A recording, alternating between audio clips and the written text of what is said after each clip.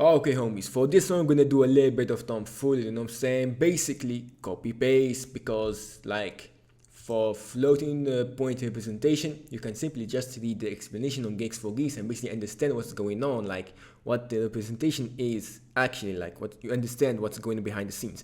And basically, you're gonna pull up to this page right here and then copy, I believe, which is over here, and basically copy paste the C code and you're done. You know what I'm saying? Just make sure to understand what the union is.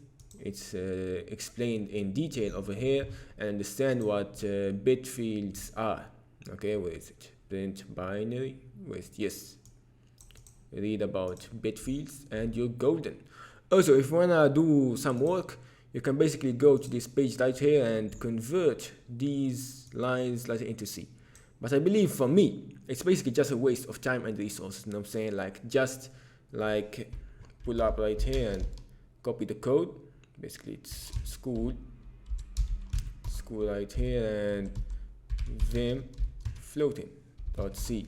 And basically just change what you're gonna change from the code is basically add a scanf to like input from the user, and gcc floating compile floating dash o floating, and run the code. Basically give it like 12.89636, and boom, you know what I'm saying?